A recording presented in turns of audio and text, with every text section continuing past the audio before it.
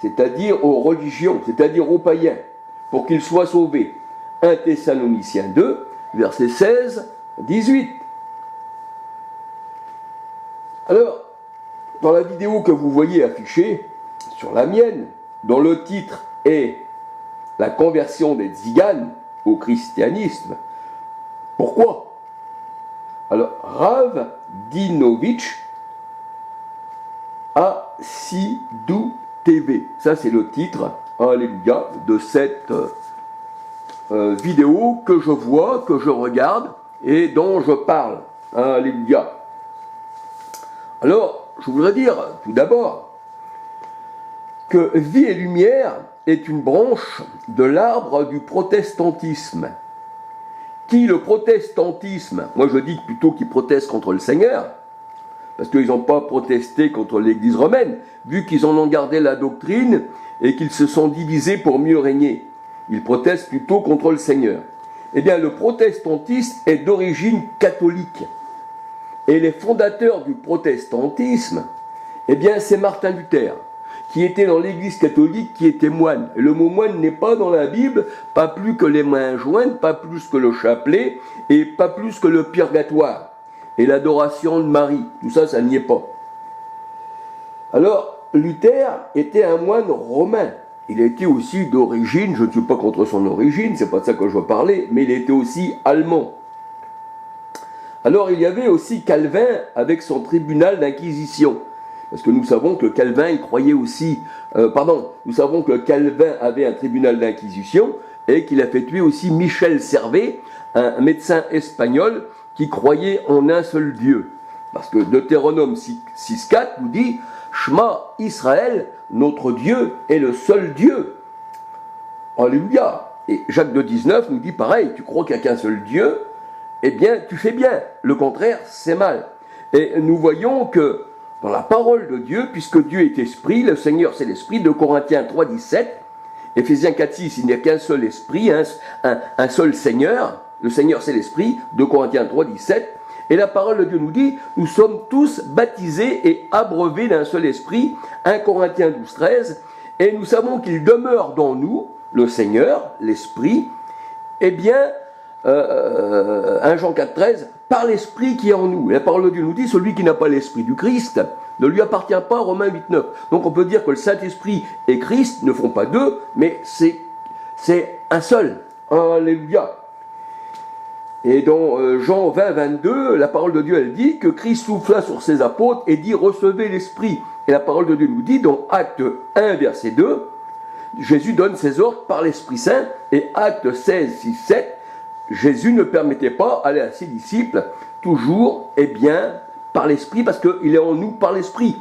1 Corinthiens 6, 13 à 19 nous dit que celui qui s'attache au Seigneur, or le Seigneur c'est l'Esprit, 2 Corinthiens 3, 17, eh bien, est avec lui non pas trois esprits distincts, comme nous font croire les protestants, les catholiques, les religions aussi, le bouddhisme, tout ça, ils adorent les dieux par trois, ils ont trois déesses qui représentent la Trinité. Ça a été repris par les catholiques, ensuite introduit chez les protestants par ceux qui sont sortis du catholicisme, c'est-à-dire Zwingli, Calvin, tout ça, et ça a été propagé aussi par tous ceux qui sont du protestantisme. Eh bien, nous voyons que la parole de Dieu nous dit, celui qui s'attache au Seigneur est avec lui un seul esprit. 1 Corinthiens 6, 13 à 19, tandis que celui qui s'attache à la prostituée est avec elle une seule chair. Et il parle selon la chair. Et la prostituée, dans l'Apocalypse 17, 5, 18, c'est la grande ville, c'est-à-dire c'est Jérusalem qui tue les prophètes. Matthieu 23, 37, pourtant le Seigneur a été là-bas, il voulait les rassembler comme l'Éternel, eh bien, voulait rassembler ses poussins sous ses ailes, ses enfants sous ses ailes, mais le Seigneur, il dit, ils ne l'ont pas voulu, parce que les ténèbres ne l'ont pas reçu. Eh bien voilà, en vérité. Alors on peut dire que Michel Servet, eh bien, Michel Servet a été dénoncé eh bien, aux catholiques par Calvin, qui, les catholiques, ont brûlé Michel Servet à petit feu. Et on voit aussi qu'il y a le Zwingli, tout ça, ce sont des protestants. Alors, ils ne sont pas greffés, tous ces protestants-là, sur sur les Juifs, le salut vient des Juifs, non, mais ils sont en fornication avec Rome, qui dans Rome, nous le savons, il faut le dire, c'est la pédophilie, il n'y a rien de caché, on dit ça, maintenant c'est la pédophilie, ça, tout le monde le sait, il n'y a rien de caché, c'est l'homosexualité, et nous voyons que les protestants, aujourd'hui, comme ils font partie du monde, eh bien leurs dirigeants, ceux qui dirigent tous les mouvements des religions en France, eh bien c'est le ministre de l'Intérieur, on peut dire que c'est le ministre des cultes, donc ils ont un membre du gouvernement qui fait partie du monde, et celui qui fait partie du monde ne fait pas partie de Dieu, parce que le Seigneur, les principautés du monde, tout ça, les a mis sous ses pieds. C'est pour ça que le Seigneur a dit, il les appelle bienfaiteurs, mais c'est eux qui les dominent. Eh bien, on voit que les protestants sont dominés par les grands de ce monde. Et les grands de ce monde leur ont dit de marier les homosexuels. Bon, maintenant, je ne sais pas si tous le font, mais je sais qu'ils ont reçu la charte pour le faire. Et on voit que le dirigeant de Vie et Lumière, avant c'était Jimmy Meyer, et ensuite c'était son fils, mais au-dessus de tout ça, il y en a un autre, je ne me rappelle plus comment il s'appelle, mais j'ai mis dans mes vidéos Barodevel Arachai, parce que ça m'a étonné, ça m'a pas étonné, mais en voyant cette personne qui était habillée comme un curé, avec le petit col blanc, et puis qui disait qu'il était le président des assemblées protestantes, et puis qu'il était là dans un genre de chaire qu'on retrouve dans une église catholique en train de parler au Louvre, eh bien, je me disais, vraiment, c'est vraiment catholique. Et il y en a qui disent, ah, catholique, alors ils prennent le mot catholique comme si c'était quelque chose qui était bien. Tout ça, c'est pas très catholique. Alors l'Inquisition, tout ça, c'est pas très catholique non plus, pourtant ça vient de là. Les guerres de religion, tout ça, voyez-vous. Donc, les écartèlements, les bûchers, tout ça, si, c'est très catholique. Un enfant de Dieu, il marche avec l'amour, il marche pas, il n'est pas engendré par cette race de serpents. Vous avez pour père le diable, et c'est bien vrai. Alors, voyons voir, car le salut vient des Juifs. Alléluia. Jean 4, 22, Ésaïe 2, 3.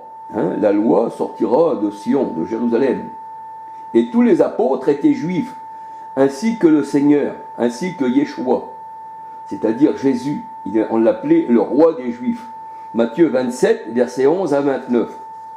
En aucun cas, dans cette vidéo, c'est-à-dire du Rav, c'est-à-dire de cette personne qui a mis cette vidéo sur YouTube,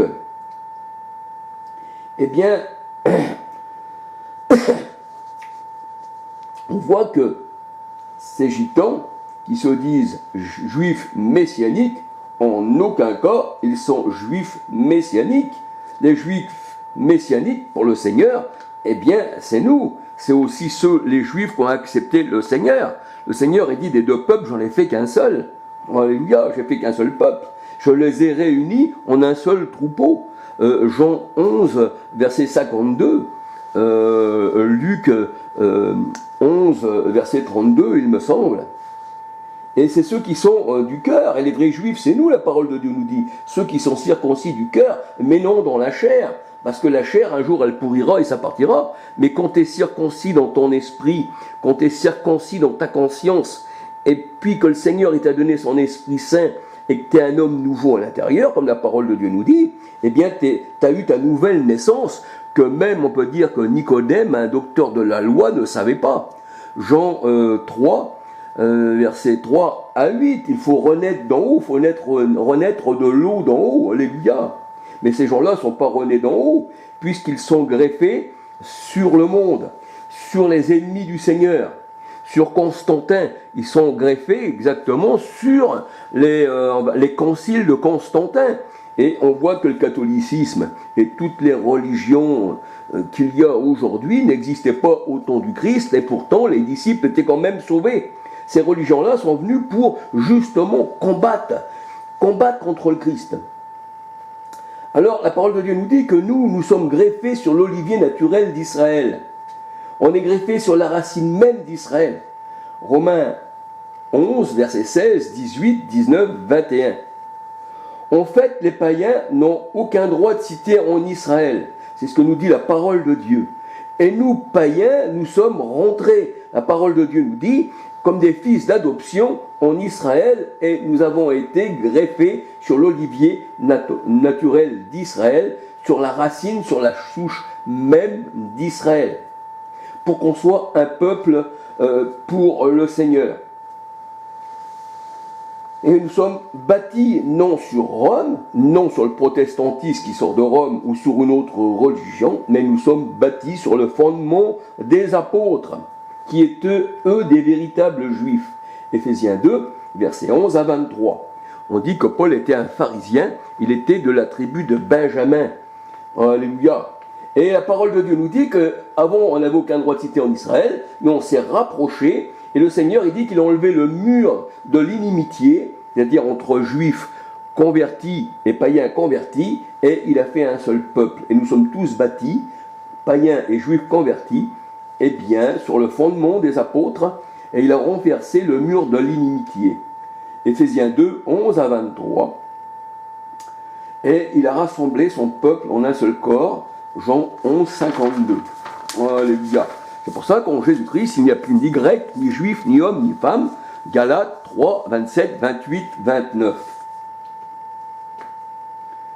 Alors le Seigneur, l'Esprit, nous dit qu'un juif messianique, en aucun cas, pardon, le Seigneur, l'Esprit de Corinthiens 3, 17, nous dit qu'un juif messianique est un romain catholique, qui croit à la Trinité de Dieu, alors qu'il dit lui-même, tu n'auras pas d'autre Dieu devant ma face.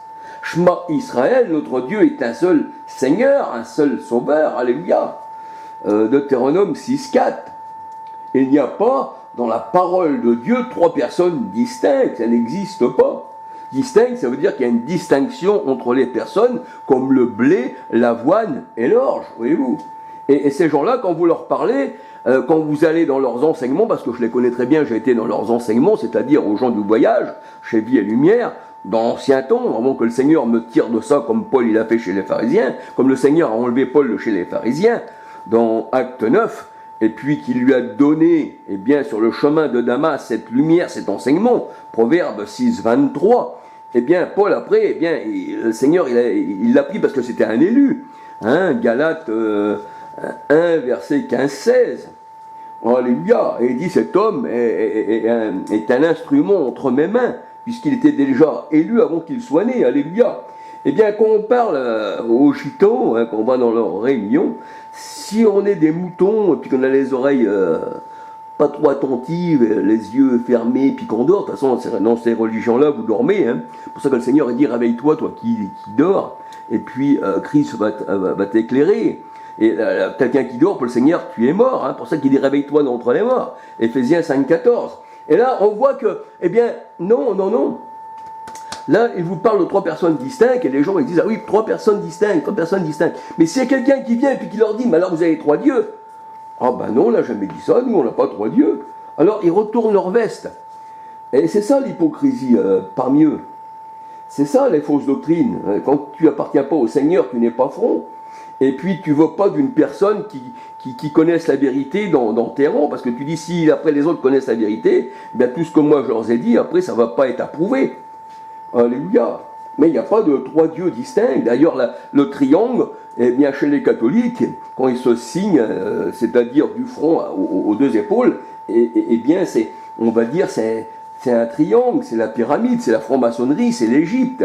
Et Galates 4, 21 à 31, le Seigneur, il dit que eh bien, la Jérusalem actuelle, c'est Sion, c'est les Juifs, c'est les faux Juifs, 1 Corinthiens 10, 18, c'est Galates 4, 21 à 31, c'est la chair, et là où Christ, l'Égypte, où Christ a été crucifié, Apocalypse 11, 8, et le Seigneur, il dit, c'est l'Arabie, et c'est pour ça qu'on retrouve la mosquée d'Omar, eh bien, à Jérusalem. Galates 4, 21 à 31. Alléluia.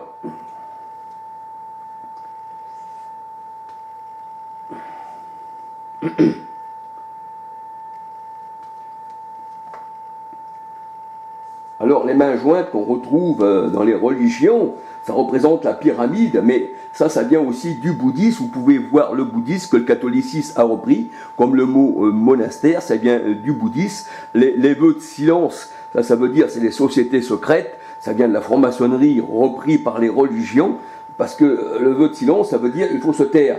Et c'est pour ça que qu'on retrouve parmi ces gens-là, la pédophilie, tout ce qui s'ensuit, il y a le vœu de silence et ça se passe toujours entre eux. Ils ne veulent pas l'ébruiter et même s'ils allaient l'ébruiter, nous voyons que les gens voient tout ceci et il n'y a personne qui bouge.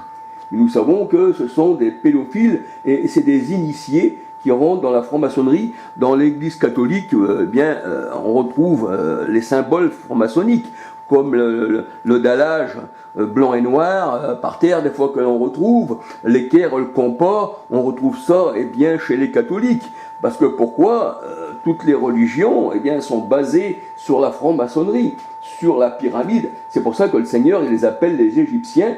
Et dans sa parole, quand il dit « je vous ai fait sortir d'Égypte », ça veut dire qu'on ne fait plus partie du monde. Parce que le monde entier, il fait partie de l'Égypte. Vous retrouvez les symboles franc-maçonniques partout dans le monde. Vous les retrouvez dans les cimetières, vous les retrouvez dans les cimetières militaires, vous les retrouvez aussi, l'obélix, vous le retrouvez aussi dans les cimetières, là où c'est écrit « à nos morts », tout ça. Ça, c'est des obélix, c'est le soleil. C'est pour ça que les protestants, le 25 décembre, comme ils sont de Constantin, le soleil invaincu, ils fêtent la Noël le 25 décembre. Et ça, c'est le soleil invaincu, et ça n'a rien à voir avec la parole de Dieu.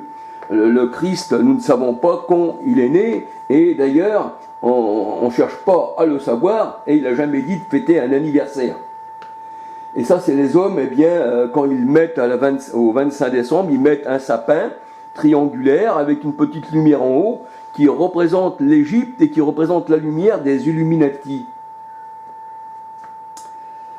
Alors, le Seigneur dit, toute plante que mon Père n'a pas plantée, sera déracinée. C'est pour ça que le Seigneur dit, tu es déraciné, 2 fois mort, déraciné. Je crois que c'est dans Jude qui est écrit ceci, tu es un arbre 2 fois mort, déraciné. Toute plante que mon Père n'a pas plantée sera déracinée.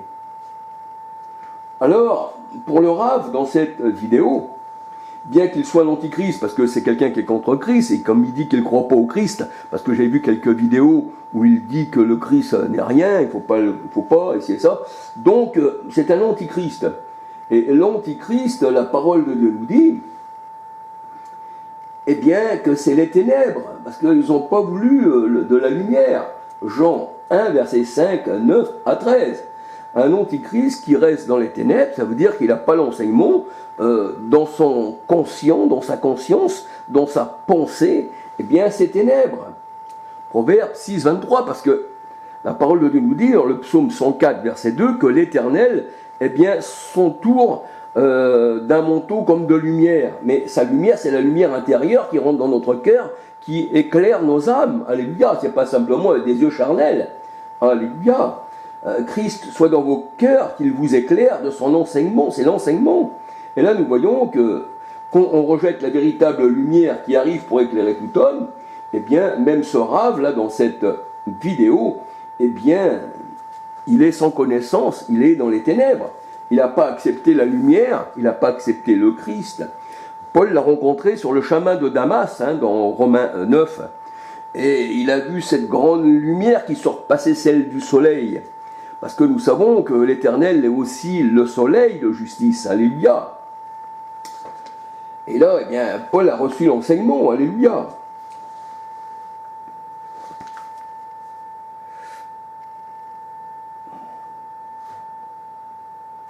Et comme ce Rav, ne croit pas au Christ, on comprend bien pourquoi que les gitans, considèrent le Rav comme un de leurs amis. Parce que ça, c'est l'œcuménisme. Vous regardez aujourd'hui, ils disent qu'ils ne sont pas catholiques, ils disent qu'ils ne sont pas protestants, ils disent qu'ils ne sont pas adventistes, ils ne sont pas bouddhistes, ils ne sont pas musulmans. Mais on voit aujourd'hui qu'il y a l'œcuménisme. Ça, c'est de la fornication spirituelle pour le Seigneur. Ce sont des faux chrétiens qui n'appartiennent pas au Seigneur. Ils protestent d'ailleurs contre le Seigneur. C'est des protestants romains qui luttent contre le Seigneur. Et on peut dire que tous ces chrétiens qui se disent chrétiens, moi je ne dirais pas chrétiens, j'ai encore un autre mot qui est dans ma tête mais je ne veux pas le dire, ils protestent les uns contre les autres et vice-versa, mais malgré tout il y a quand même l'œcuménisme. Alors comment un véritable enfant de Dieu qui est chrétien peut-il être ami de celui qui rejette le Christ, un antichrist? Et pourtant, le Seigneur, dans la parole de Dieu, nous dit, eh bien, qu'il est le Christ, il est, eh bien, le Fils. C'est écrit dans Ésaïe 9, 1, 5. Là, on nous parle du Fils, on l'appellera comment ce Fils, qui va éclairer ceux qui sont dans l'ombre de la mort, spirituellement, qui n'ont pas la connaissance. Eh bien, on l'appelle Dieu puissant, Père éternel, Prince de paix, parce qu'un enfant nous est né, on l'appellera Dieu puissant, Père éternel, Prince de paix. Ésaïe 9, verset 1, 5, et Apocalypse 1, Apocalypse 1, verset 7. Et dans Jean 20, 28, Thomas disait au Christ, « Mon Seigneur est mon Dieu ». Parce que Dieu a été manifesté dans la chair, 1 Timothée 3, 16.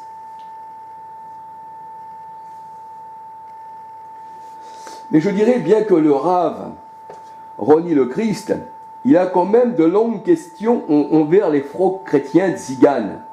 Il leur demande pourquoi ils sont catholiques, pourquoi ils sont rattachés à Rome, et non sur Israël, sur le judaïsme.